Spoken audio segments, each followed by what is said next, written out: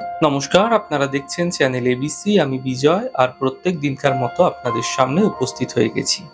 আজ আমি আপনাদের সঙ্গে এখন আলোচনা করব বিভিন্ন ধরনের স্নানের মাধ্যমে আপনারা আপনাদের জীবনে আসা বিভিন্ন গ্রহের অশুভ প্রভাব থেকে সহজেই বাঁচতে পারেন।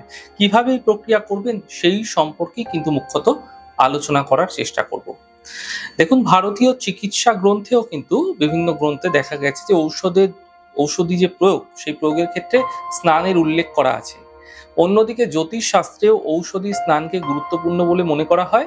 জ্যোতিষ অনুযায়ী জাতক যদি কোনো গ্রহের দ্বারা পীড়িত থাকে, তাহলে ওই ঔষধি স্নানের মাধ্যমে সেই গ্রহের অশুভ প্রভাব খর্ব করা হয়ে থাকে। তার জন্য স্নানের জলে কয়েকটি জিনিস আপনাকে মেশাতে হবে। দেখুন, প্রত্যেকটি গ্রহ কোনো না কোনো জড়িবুটি বা কোনো ঔষধের সঙ্গে সম্পর্কযুক্ত, যে কোনো প্ল্যানেটের সঙ্গে সম্পর্ক থাকে। এই গ্রহ জন্মকুষ্ঠিতে যদি দুর্বল হচ্ছে, অশুভ ফলদাতা হচ্ছে বা আপনার জীবনে অশুভ প্রভাব ফেলছে, সেই গ্রহের সঙ্গে সম্পর্কযুক্ত যে মূল থাকবে, যে জড়ি থাকবে, যে দ্রব্য থাকবে, সেগুলি মিশ্রণের দ্বারা স্নান করলে আপনারা উপকার পেতে পারেন। কোন গ্রহকে শান্ত করার জন্য কোন ঔষধি স্নান করবেন সেই বিষয়ে আলোচনা করব।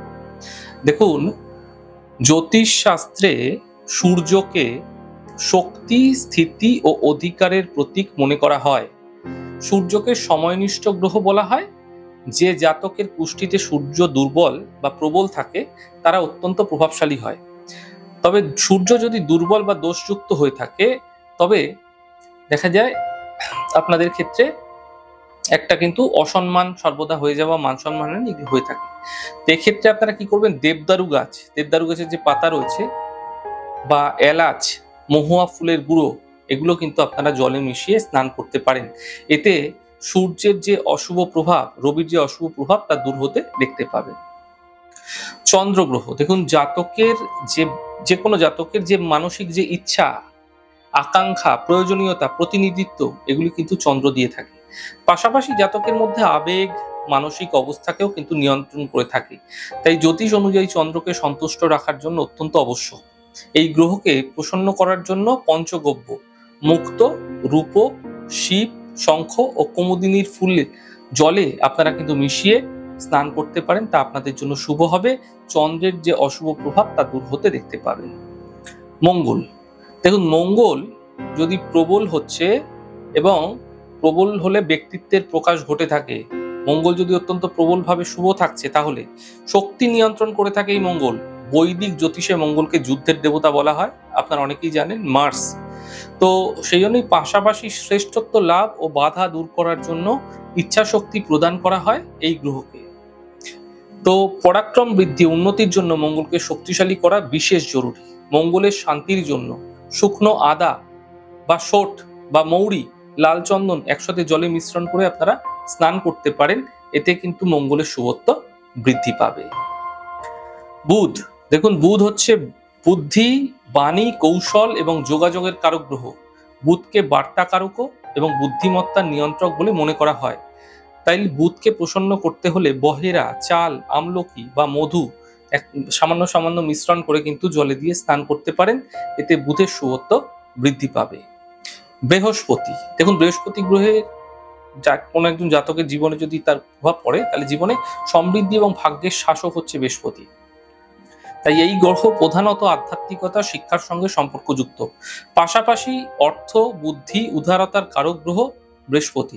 কোষ্ঠীতে প্রবল পরিস্থিতিতে বৃহস্পতি যদি উপস্থিত থাকছে, তাহলে জাতক উদার চরিত্র এবং শ্রেষ্ঠ চিন্তা ভাবনা সম্পন্ন হয়ে থাকে। তার মধ্যে কিন্তু একটা শুভ প্রভাব দেখা যায়। কোষ্ঠীর অন্যান্য কিছু গ্রহ যদি নিচস্থ হচ্ছে, শক্তিশালী বৃহস্পতি দ্বারা কিন্তু জাতকের জীবনে উদারতা এবং স্বাধীনতাকে প্রভাবিত করতে পারে না।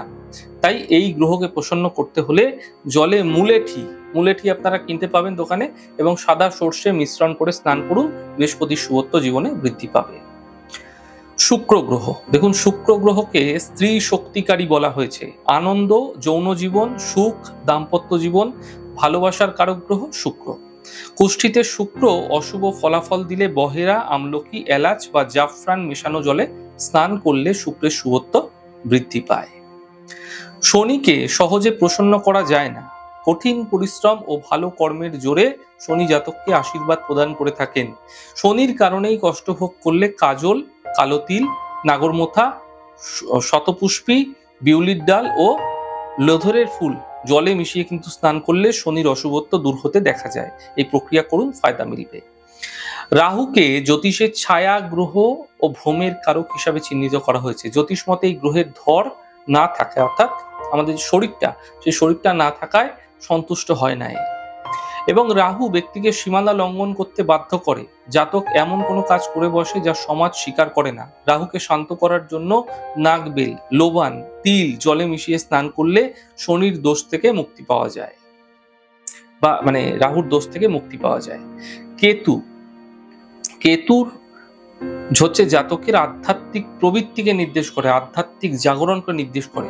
সাংসারিক ইচ্ছা ও উচ্চাকাঙ্ক্ষার প্রতি আসক্তি কিন্তু দেখা যায়, এবং অনাসক্ততা দেখা যায়, অর্থাৎ সেখান থেকে যে চলে যাওয়া, সংসার ত্যাগ করা, সন্ন্যাসী, এদের মধ্যে কিন্তু কেতুর প্রভাব ভীষণ থাকে। কেতু জাতকের চরিত্র ও মানসিকতা উন্নত করতে সহায়ক হয়ে থাকে। কুষ্ঠিতে কেতুকে প্রবল করার জন্য জলে লোবান, মোথা, প্রিয়ঙ্গু মিশিয়ে কিন্তু স্নান করলে আপনারা অবশ্যই কেতুর অশুভ প্রভাবকে সহজাতভাবেই দূর করতে পারবেন। তাহলে আজকে আমি আপনাদের সঙ্গে আলোচনা করলাম প্রত্যেকটি গ্রহের সম্পর্কে, যে সেই গ্রহের অশুভ প্রভাব থেকে বাঁচতে কি দ্রব্য দ্বারা আপনারা স্নান করবেন, যার মাধ্যম দিয়ে সেই গ্রহের অশুভ প্রভাব থেকে আপনারা সহজে বাঁচতে পারবেন। আমাদের এই ছোট ছোট আলোচনা যদি আপনাদের ভালো লাগছে, সেক্ষেত্রে লাইক করতে, কমেন্ট করতে, সাবস্ক্রাইব এবং শেয়ার করতে বন্ধুদের সঙ্গে ভুলবেন না। অনেক ভালো, সুন্দর, সুস্থ থাকুন। আগামী পর্বে দেখা হবে।